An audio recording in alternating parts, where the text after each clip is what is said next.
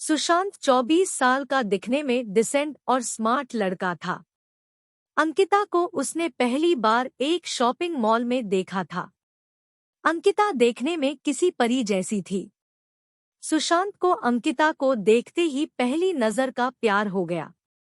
उस दिन सुशांत अंकिता को देखकर ऐसे मदहोश हुआ कि ना उसे अंकिता से मिलने की सूझी, ना ही उसने सोचा कि उसका नाम या नंबर पता किया जाए।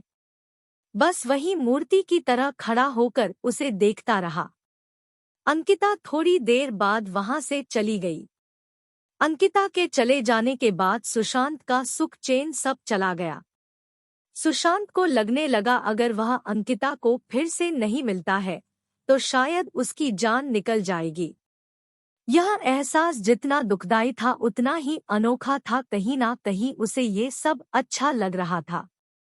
शायद यह प्यार था, सच्चा प्यार। अंकिता को ढूंढने का और कोई जरिया था नहीं, इसलिए सुशांत अब हर दिन उसी मॉल में जाकर इंतजार करने लगा कि किसी दिन अंकिता वापस वहां आएगी तो वह उससे मिल पाएगा। पूरे 2 हफ्तों तक वह लगातार उस मॉल में जाता और पूरा पूरा दिन वहां पर अंकिता का इंतजार करता और हर आने जाने वाले लोगों पर नजर रखता। 2 हफ्ते बाद उसके सब्र का फल उसे मिला और एक दिन अचानक अंकिता खुद उसी के सामने आकर खड़ी हो गई। अचानक अंकिता को अपने सामने देख वो बहुत खुश हो गया और शॉक्ड भी। उसके मुंह से कोई शब्द नहीं फूट रहा था। जब काफी देर तक वह कुछ भी नहीं बोला तो अंकिता ने उसे कहा, क्या हुआ?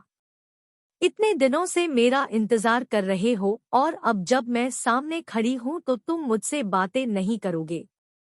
सुशांत ने चौंकते हुए कहा, हाँ करूंगा, बिल्कुल करूंगा। लेकिन पहले यह तो बताओ तुम्हें कैसे पता कि मैं इतने दिनों से यहाँ तुम्हारे लिए आता हूँ? मुझे यह सब इसलिए पता है क्योंकि जिस दिन से तुमने मुझे देखा और उसके अगले दिन से तुम यहाँ हर रोज मेरी तलाश में आने लगे, उसी दिन से मैंने भी तुम पर जासूसी करना शुरू कर दी थी, अंकिता ने कहा। सुशांत के मन में एक और सवाल कौंधा। उसने पूछा, अच्छा यह तो समझ में आया कि तुमने मुझ पर बरोबर जासूसी की है, लेकिन फिर भी यह क्लियर नहीं हुआ कि तुम्हें कैसे पता चला कि मैं तुम्हारी तलाश में यहाँ पर आया था। और एक सवाल कि जब तुम्हें यह पता चल गया कि मैं तुम्हारे लिए यहाँ आता हूँ, तुम्हें अजीब नहीं लगा या मुझ पर गुस्सा नहीं आया?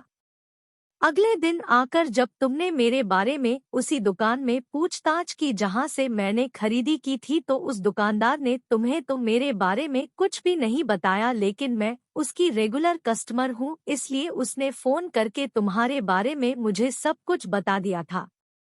मुझे अजीब लगा था कि कोई क्यों मेरे बारे में छानबीन कर रहा है, इसलिए मैंने उसी दिन से यहाँ पर आकर तुम पर जासूसी करना शुरू कर दिया और दूर से ही तुम पर नजर रखने लगी, अंकिता ने कहा।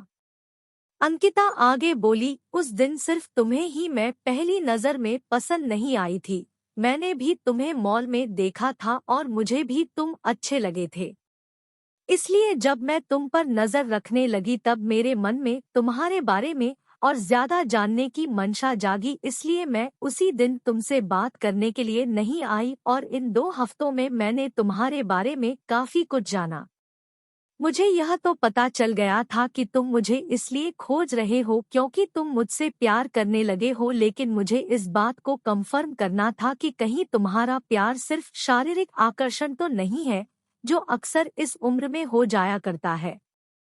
लेकिन जैसे जैसे दिन बीत गए और मैंने देखा कि तुम बिना धीरज कोई और बिना इंटरेस्ट यूज किए उतनी ही शिद्दत से मेरे लिए यहाँ आते थे और मुझे तलाशते रहते थे, तो मुझे यकीन हो गया कि यह महज एक आकर्षण नहीं है बल्कि तुम सच में मुझसे प्यार करने लगे हो। और इस बात को तब और ज्यादा मजबूती मिल गई जब मैंने देखा कि मॉल में मुझसे भी ज्यादा सुंदर लड़कियां तुम्हारे पास से गुजरती थी, लेकिन तुम उनमें सिर्फ मेरा चेहरा देखना चाहते थे।